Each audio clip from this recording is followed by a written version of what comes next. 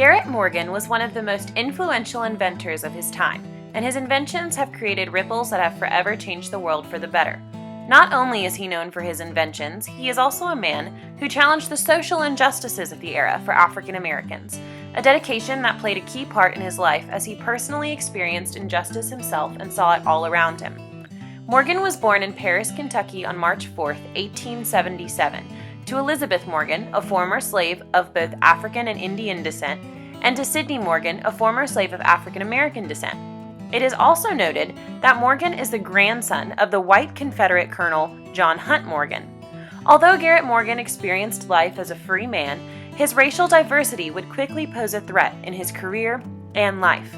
However, he did not let that stop him, but only encourage him to continue his life-saving creations and to promote social justice for African Americans within his community and beyond.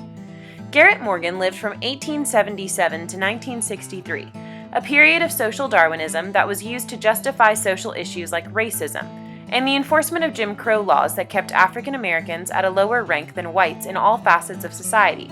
Racial segregation and social rejection of freed slaves and African Americans were high during Morgan's lifetime and played heavily in how the community received Morgan and how he later became socially involved to challenge discrimination.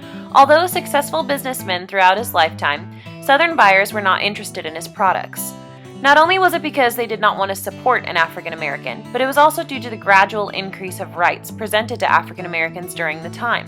So white Southern buyers did not have any interest in his products, as seen with his safety hood sales in 1912. Garrett Morgan had knowledge and experiences with freedom in his life through his various inventions. Moving at a young age to Cincinnati, Ohio to work for a wealthy landowner, Morgan's life and career quickly rocketed forward. In 1895, Morgan moved to Cleveland, where he would become a sewing machine repairman and meet his future wife, a Bavarian Czech woman named Mary Ann Hassick. Due to the lack of acceptance of their relationship, the couple had to either cut relations or leave the company. This prompted Morgan in 1907 to open his own sewing business and in 1908 to marry Miss Hassick, making her his second wife. Promptly in 1909, Morgan opened his own tailoring shop. From one thing to another, Morgan was accomplishing multiple milestones in his life, and while at the tailor shop, he accidentally would invent his famous hair straightening cream while working with an issue facing his sewing machines. From here, the G.A. Morgan Hair Refining Company was born, and was incredibly popular, gaining him financial and occupational success. Following this, in 1912, another invention would come from Mr. Morgan, the safety hood breathing device, an invention that would save countless lives and one that he would even win a medal for.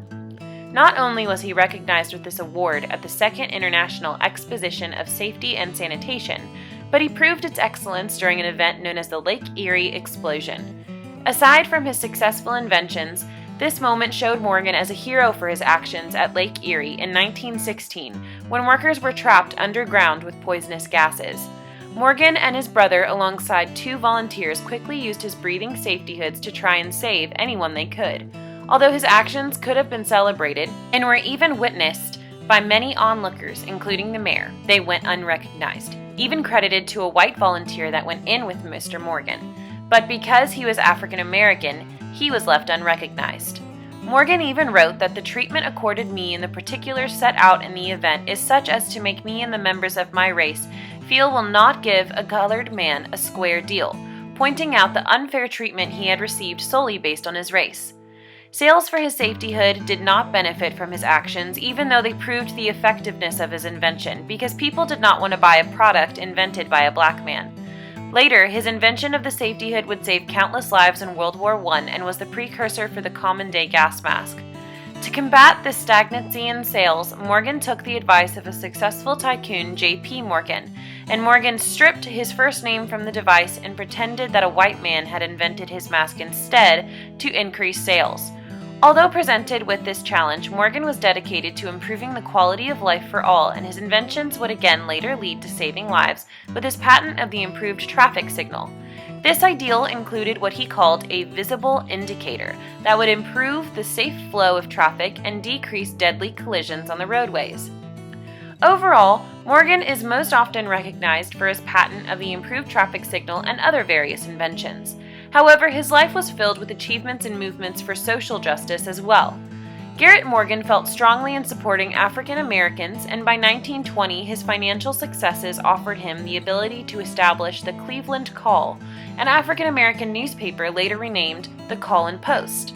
In addition to this, he worked collectively with various associations and through various avenues to challenge structural and institutional forms of discrimination.